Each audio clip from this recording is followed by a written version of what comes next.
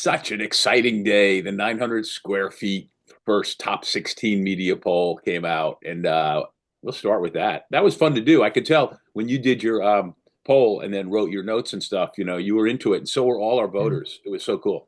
Yeah, I mean, I feel like every time the media poll comes out, it's always exciting for us, for fans, for everyone.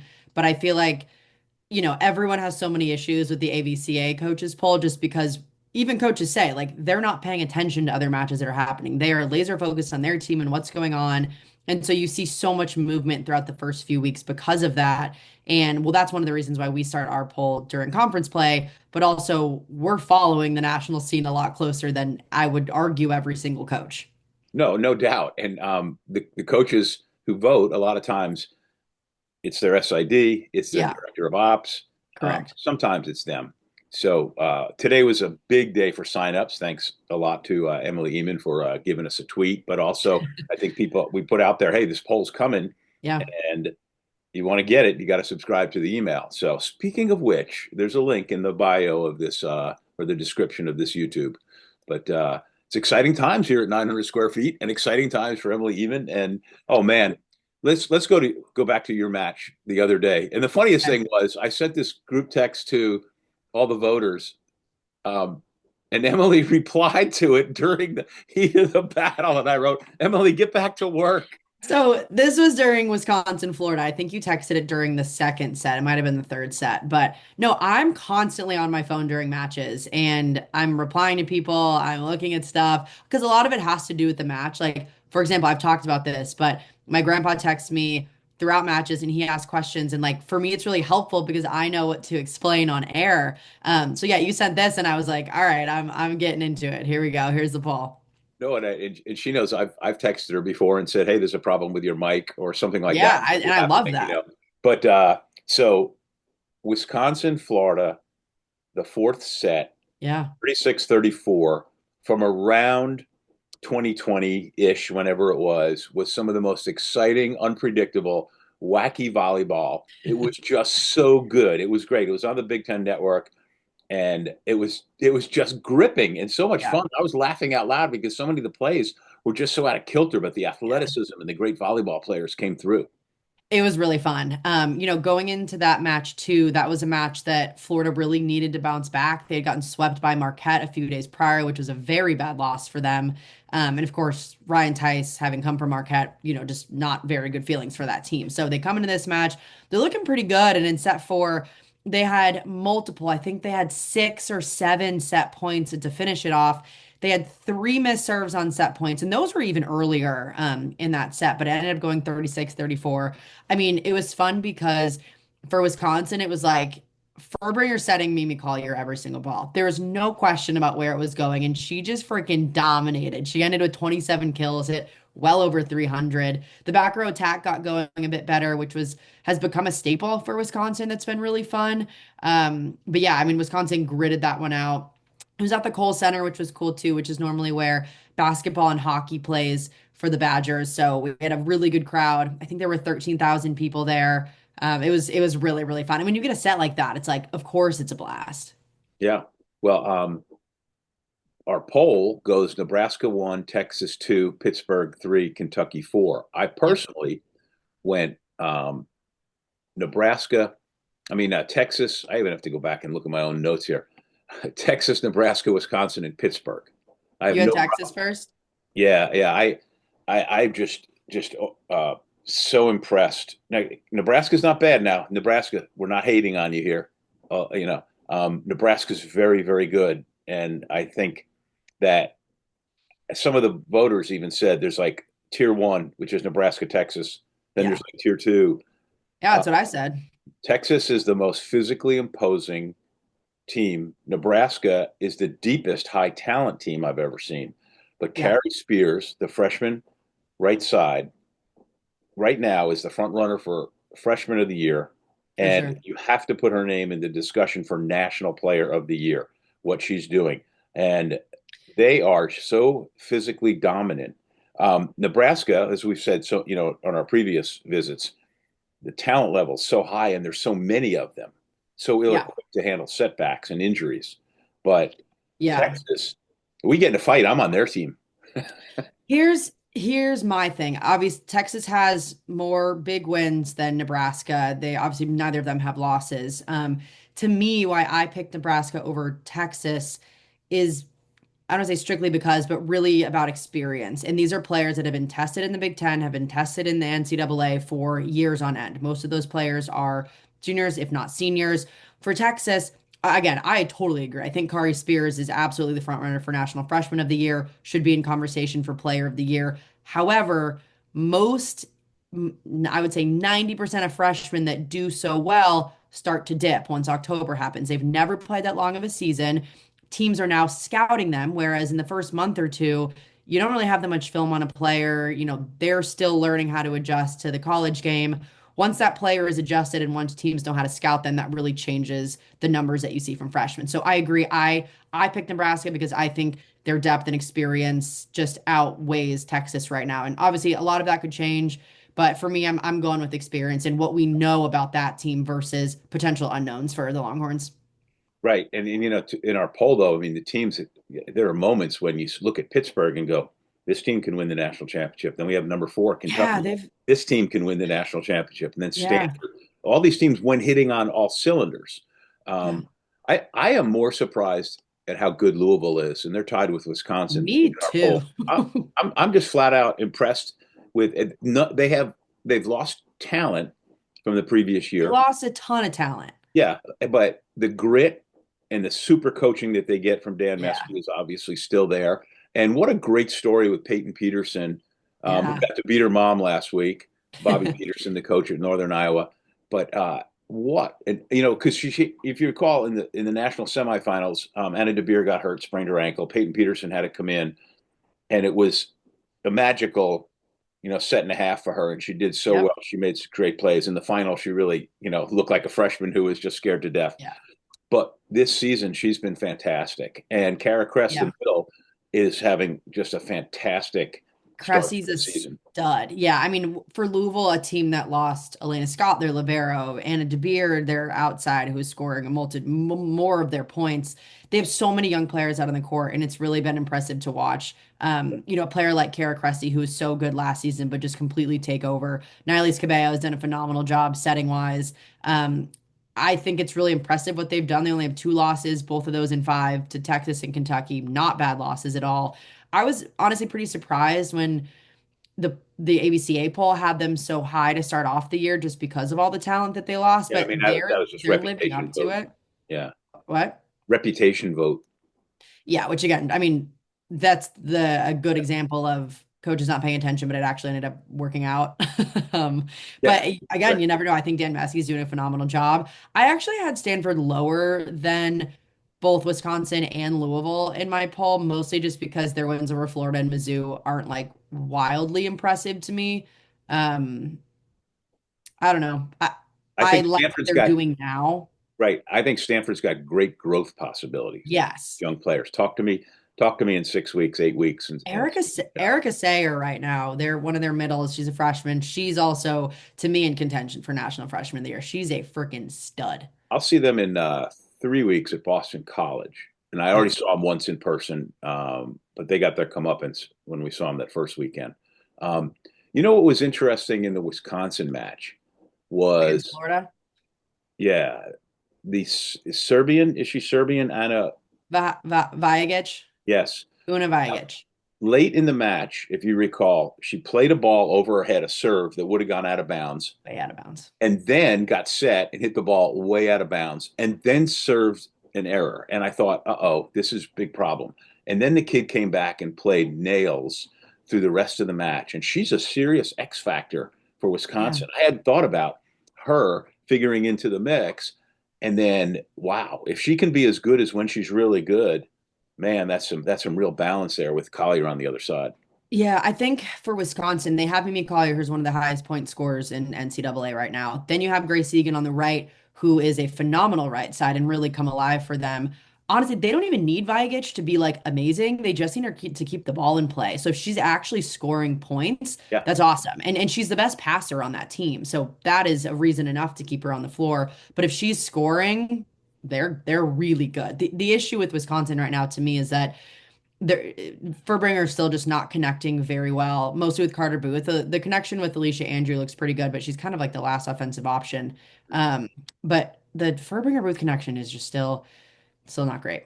Yeah, I've watched. So eight is Arizona State. I've watched them. They're nice. You're Yeah. not going to want to play them in December. TCU, same kind of team. SMU's tenth for us, and they stayed 10th. I don't know what they are this week in AVCA, but good, really good, scary team. Um, Yeah. I've got them Purdue. twice this week. They've got Pitt Wednesday and Sunday, and I'm on both of them. And Oh, they lost you've got 95. the back to back with them. I've got the back to back. They lost 95% of their offensive production. They did not return one single starter from last year. And Sam Erger brought in some absolute stud transfers, has an awesome freshman class coming in. And yeah, they're doing really well. It's a team that's really young, so they're figuring it out. We'll see how they do against Pitt. Last year, they split the series when it looked like Pitt was going to dominate. But Pitt's a team right now, too, that's heating up. They took those two losses early and haven't looked back since. So, yeah, I mean, I also had Pitt's match against Penn State last week, and that was the best that I think we've seen Pitt look. I guess that went over. Yeah, no, Kentucky was they also the look really same. good. They look good. 11, the Shining Shondells. And he sent me this sweatshirt, and it's awesome because it's perfect. It's a lightweight sweatshirt, which is perfect for September in New England. But they're better, I think, than we thought. They Yeah. come in number 11 for us, and they're just real. Another team, use that word again, gritty. Yeah. I mean, that's Purdue's always gritty. Whoever they have out on the court, they lost similarly to a lot of teams, most of their offensive production, but got a lot of transfers and have some younger players that are stepping up. And they've got a stud setter. Taylor Anderson's one of the best. So I really like what she does. Have you watched BYU by chance? I've watched them one time and I don't even remember what match it was. Maybe it was a USC. I don't know. Not a ton. They're the freshman Sully Davis is phenomenal, and one of the great names, Claire Little Chambers, Little Chambers. having a great season. I mean, they're 12-0, and you know, always well coached. I need to watch them again. I don't know if we can talk about them in the championship mix, but they came in at 12. Then Texas A&M, which when playing well is very good. Minnesota, Yeah. Keegan Cook must have pissed somebody off in a previous life to have gone They got to there. bubble wrap that team. How? I mean, that's just so unfortunate. Three starters: McKenna Wooker, the outside hitter, then the libero um, from Turkey. Zeynep Palabiak. Yep. Unbelievable talent and just so much fun to watch. And just I'd be scared to play against her because you You get know, taken out. And then, or um, ACL. yeah, this week. I mean, Now and Kalissa Minity, the middle, also out for the rest of the season. So three starters. I know. I know. yeah, are we undervaluing Creighton at 15? I I had still them think, higher. yeah, honestly, I think to me, in terms of potential and how they look, I think they could be up in the mix in the like Arizona State, TCU, SMU category. My issue is just they've had five losses. All of those were good losses. I mean, really the only bad one was getting swept by USC, but having seen them on Tuesday night against Nebraska, I think this team looks really good. Ava Martin's an absolute stud. I love that. Oh, we didn't even talk about that game. Indoor attendance record, 17,675 people at the And that was a CHIL good Center. match, Creighton and That Nebraska. was fun. I Good, mean, good match. I called that and I went into that. You hope that these matches that are hyped up are like actually live up to the hype, and absolutely did. I was not shocked. I was impressed that there were so many Creighton fans in the stands because normally anytime Nebraska is playing in a match like that, it's all red. But it was really fun to see. I'd probably say like 75-25 in terms of percentage, which honestly was more than I thought Creighton fans would be there. But it was really fun. And yeah, I think they're a good team. Yeah, I had USC in my top 16. I did not have Penn State, which made it in at 16 for us. And I'm surprised that they barely had enough votes, but still, You also didn't. I, votes. I know that. Okay, I know Penn State obviously lost Izzy Stark, and that's a massive loss. Totally get that. The team's still really good. They have a Yeah. potential national player of the year. They've it's kind of figuring out on the outside. Caroline Jervicius, I don't think is adjusting well. Mostly Yeah. passing, attacking. She's hot or cold, but like I think the team's pretty good. Like they deserve to be in the top 16. Yeah, no, no, they're nice. Have you seen Miami, Florida? Little bit. Player named Flor Marie Heredia Yeah. Perón, who's from the Dominican Republic. I watched her this summer She left Miami and transferred to Florida. for 2 seconds. Stayed there long enough to get some medical attention, get a couple of credits, do whatever, and then transferred back to Miami and is Yeah. eligible. She is a fabulous player. And if you get a chance, usually you're gonna have to watch him on ACC Next Net Extra or on ESPN Plus. But this kid's good. She's a Yeah. big, strong hitter who serves the hell out of the ball. And if she were in the Big Ten, she'd be almost a household name. I mean, in Miami, Yeah. Florida, it's like they play in this little high school gym. Basically, it's on campus, but you know what I mean. Yeah, Flo plays on the Dominican senior national team, and so she played in VNL this summer, and I got to watch her, and yeah, she's really fun. She's also, I mean, how most of the Dominican players are, just very emotional and energetic and really fun to watch. Speaking of players like that, how about the women's team? USA women's team won Yeah, This Norseca Final Six, which it's not. We're not talking about world beaters, and we're not talking about Olympic teams, but still, it was great to see. Cami Minor and LMA Powell set, and these are all former NCAA star. Reagan Cooper, who's had a nice start to a pro career, and yeah. Sammy Francis, Nora Sis. Corey Just Lewis, yeah, a she lot was of a lot of good. kids we're real familiar with. Maddie Kubik Banks. Um, LMA Powell's Yeah. from Arkansas, and I asked her once. I said, "When you got in trouble, did your mother yell out the back door, LMA Powell, you get yourself in the house?" And she said, "Yes, pretty much." Um, what do this week? Missouri, Texas A&M. While you've got Pitt, SMU, and that series last year was worth the Big. price of admission because so Yeah. you go to Dallas on Wednesday and then go to Pittsburgh on Sunday.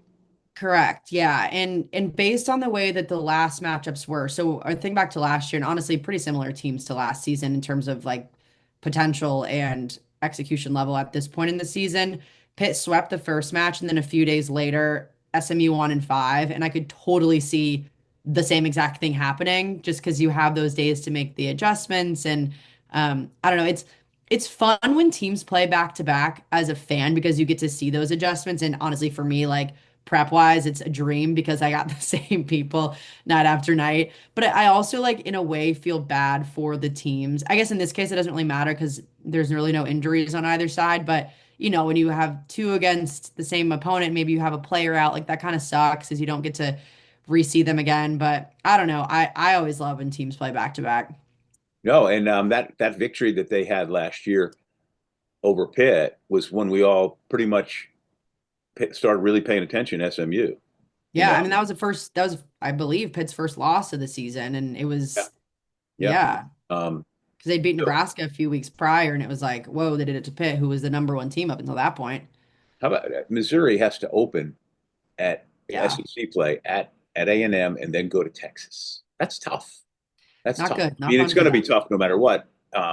Also that night, Friday night, USC Penn State, I think Arizona that's State, sneaky going to Kansas. be. I think USC Penn State's going to be a good match. Mm-hmm. Penn State's now lost four straight to ranked opponents. USC's got a sweep over Creighton, but I think USC is kind of like waiting for that big win, and I super would not be surprised if they take one at Rec Hall.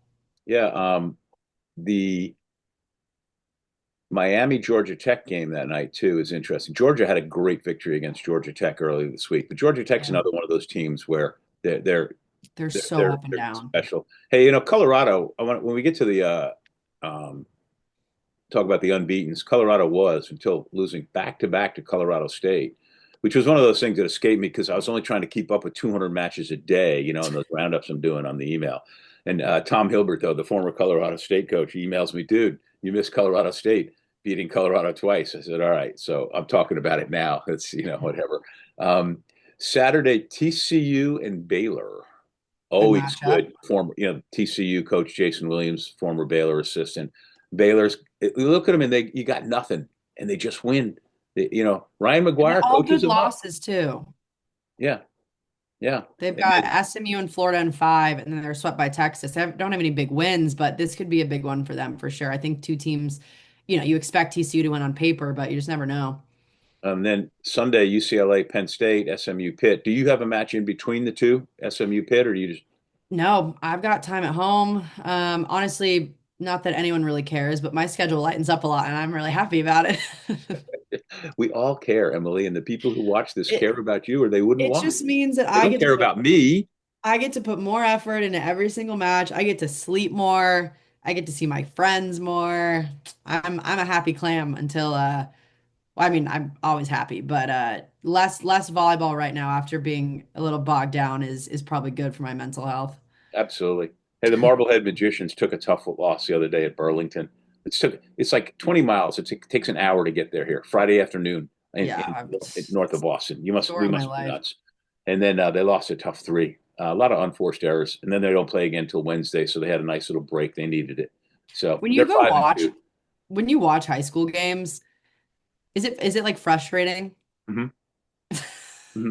One When time, one I'm time going last back to no last year, um, I went to the Pitt Penn State game. At the time was like number one against number three, and I watched it. That was the one where Pittsburgh mangled Penn State, and we were both yeah. amazed that Penn State came back and won a national championship. But nonetheless, it was still pretty damn good, high quality volleyball. And the next day, I'm in watching a high school match, and it was a pretty low level high school match. And I looked at Brenda and I said, "Do you realize that yesterday I was watching number one play number three?" And she gave me one of those and goes, "Shut up, it's your grandkid." And I go, "Yeah, you're right." You No, know, that's but fair. it's yeah, it's different. You just have to take it into context. And sometimes those high school matches are so much fun, and the rallies go on, and the kids make plays, and the little kid who maybe you least expect it does something great, and it gets Yeah. frustrating. The other thing is, they miss a lot of serves. But hell, watch college volleyball. Watch the end of Wisconsin, Florida, with Yeah, they're doing future it left and national right. team and pro players spraying the ball all over creation. So it's tough. The sport, when I was a club director, I used to tell parents, listen to me, the game breaks you down. Yeah, This sport breaks you down because we all see great players make huge mistakes at huge times, no matter totally. the level. And Yeah. championships are decided on it, and high level college matches and really low level high school sometimes. Yeah. Yeah, it's Yeah. funny when I go from the summer calling VNL matches to college, it even feels like a pretty big drop off. Yeah. You're going from calling Brazil and Italy to the top college teams, but it's a very big drop off. No, it truly is. So Um, I definitely feel that. And then I'm going back to Bloomington in a few weeks I'm doing the IU Purdue game at Gamebridge, but I'm going home for a few days before it. I'm going to try to catch a high school match. And I'm like, this is going to be a little painful. it's different, but it's fun. Unbeaten's Texas 8-0 and a high quality 8-0. That is an Yeah. incredibly high quality 8-0. Nebraska's 10-0. The next undefeated team in the unofficial RPI is Clemson at 12-0, and Clemson's comes in at 17th in the unofficial RPI. And I haven't watched him. I have to be honest, I haven't watched him. But let's see how they do this week in Yeah. ACC play. Great start for West Virginia, 12-0. BYU's 12-0. Mississippi State, which has they're 10-0 with a 65 RPIs. That ought to tell you the schedule they played. But good for them. That's smart programming. Boston College, smart scheduling. Boston College was 10-0 or 11-0 until they lost to Bryant the other day. So I was happy for my guys because conference play can be a reality check for some of these teams. So they Yeah. get a little momentum and some victories. Yeah, well, we'll shake some stuff out. For example, like Michigan State right now, I think they're 10-0 and they're playing Michigan, who's 10-1 this week. So like Yeah, two teams that like you don't expect to be up there, but are meeting and it's fun. So I always love when conference play starts because you actually figure out if these teams are good or not. yeah. Well, Michigan has a number 10 RPI at 10-1, but Michigan State at 10-0 has a 49 RPI. Again, these are Yeah. unofficial and these are just, for conversation's sake. But then on the other hand, they give Wisconsin a 24 RPI. So but Yeah. so much of what we talk about is the eyeball test. We watch these teams and just, this is computer stuff. Yeah, So I mean that's why, for example, on our top 16 poll, we have Creighton at 15. I had them at 16, but I was questioning of like even to put them in. I honestly, eyeball test for me has them a lot higher, but they've also had 5 losses. So like, what do you do with that? Yeah. But eyeball test, yeah, eyeball test puts them way higher than 16 for me. Well, I've got time at home as well, and I've got two 65s in my living room, and they're way too much volleyball, but only 3 matches today, which is Monday, which is so nice. I'm looking forward to riding 900 square feet in the morning because it'll just take a few minutes. Um, she is the amazing Emily Ehman, who covers just college volleyball all the time and has an amazing following on social media. Many of you probably follow her, and it's cool stuff. And I thank everyone who signed up this week to volley to 900 square feet, the only all volleyball email, and it's free. And if you're watching this and you haven't subscribed, go to the information description on this YouTube channel and click on the link and please sign up. Thanks, Em.